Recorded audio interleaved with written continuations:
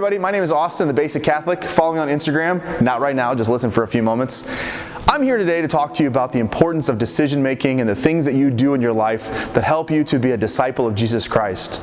All of us at the end of the day want to be disciples of Christ because at the end of the day we want to go to heaven. Heaven is our goal. But in order to get there, we have to make certain steps in our life to be able to attain that. So a couple things, I'm just going to give you practical things. All of us live in the world. All of us are part of different things and we see different things, and you can't help but see things that definitely make you question your faith, that make you question morality, that make you do things maybe sometimes that you know are wrong, but society tells you they're okay anyway. So what can we do to be able to live a virtuous and holy life in today's day and age? Well, first off, we can surround ourselves with good people. First of all, by being here, you already have experienced that, I hope.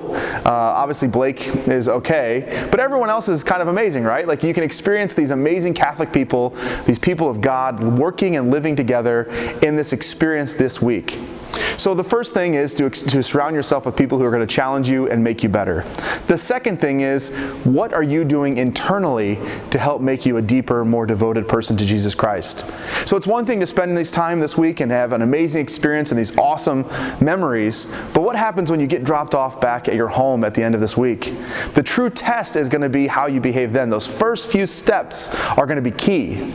So as you surround yourself with good people, the second thing you're going to do is you're going to enter into prayer and into a deeper relationship with Jesus. By having that deep relationship, you already are starting to build the foundation to be a beloved child of God like you were called to be. You are already working on the road to sainthood.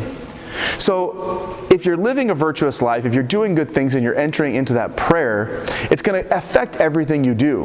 One of the greatest things about being Catholic and about our faith is the fact that we're given the sacraments. So as much as you possibly can, in a very authentic way, embrace the sacraments. Make sure you go to confession on a regular basis. The church says you have to go once a year, but nothing is stopping you from going more. I would definitely suggest going, because remember, with the sacrament of reconciliation, we don't go there because we're bad. God already knows what we did. We go there because we're loved. So try to make use of the sacrament of reconciliation. The second one, which should already be something you know, is always maintain your Sunday Mass attendance. At the very least, we're required by the church to go to Mass on Sunday. And people say, well, why do I need to do that? I can experience God in other places. But if we're called to have a relationship with Jesus Christ, the best way to have a relationship with somebody is to experience them, is to be with them, right? Like your closest friends, you can't say one of your best friends you never see. The best way to build that relationship is that physical connection. And that's what we receive in the Eucharist. So make sure that Mass attendance is a prime priority in your life, at the very least on Sunday. But nothing is stopping you from going every day, or as much as you can during the week. There's something to be said about as the more we enter into the beautiful sacrifice of the Mass, the holier we become, and the more sanctified our day becomes. The next thing I'm going to say is to make good choices in general. So if pornography is something you struggle with, don't have your phone with you on your nightstand at night. Put your phone in another room, put it somewhere else, set it to go off at a certain time.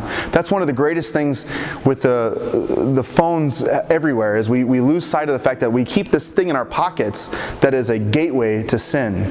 So while the phone can be an amazing thing because you're going to follow me on Instagram, it also could be a bad thing, and the devil can use you and use that tool to bring you down. Because the devil doesn't want you to go to heaven. The devil wants to take you from God and bring you into the despair that is his existence in hell. So your phone, make sure you do, these are simple things. Put your phone in another room, do something with that so you don't have that. The second thing is in relationships. We all have dated people, we all have relationships, we all have people we really like, and a boyfriend, a girlfriend, a husband, a wife, whatever that is, we all have to live chastely. So if you're a single person, this means that you do not have sex with your partner. This means that you do not sleep in the same bed with your partner. This means that you keep healthy boundaries. And while our emotions and our biological nature tell us that we want to procreate, we want to be close to that person, right? But our faith tells us the best way to have a close relationship with the people we love is to live in a chaste relationship. So that means if you're married, then you obviously have the fullness of a relationship. But that is only for that. But the funny thing is, society tells us how else to really know if someone is supposed to be your husband or wife unless you live with them, unless you do these things? And the answer is no. When we look at just from statistics, 80-something% of couples who cohabitate before marriage end in divorce. These are things that are very important that are happening around us. We see it, it's becoming normative, which is very scary. But this is another way the devil is using these things to tear us apart from God. Because when we go down these roads and we do these things that are not good for us, and we know it, even though maybe outwardly we say we're fine with it, inwardly we know that there's something happening here, and there's a deprivation of the light of Christ. The biggest thing I want to remind you is, do not be too hard on yourself. There's something to be said about we are going to struggle and we are going to have these experiences that will make us fall. We will not always be perfect, but the answer always has to be that we are striving for holiness in a way that is unparalleled in anything else that we do. Our faith has to be the number one thing. It can't be something that when you go on these mission trips once a year, that you go on fire for the Lord and you love everything about it, and then you go back to your life. Being authentically Catholic is not easy. I challenge each and every one of you to find someone in your group this week to become an accountability partner with you when you go back. Find someone that can hold you accountable and make sure that you live out your baptismal promises, that you live virtuously, holy, and authentically for Christ. I wish you the very best.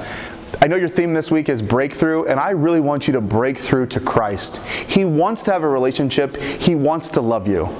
Every single one of you is a beloved child of God, and you will not find happiness in this world unless it is centered and rooted in Christ. God bless you. Know of my prayers. Follow me on Instagram.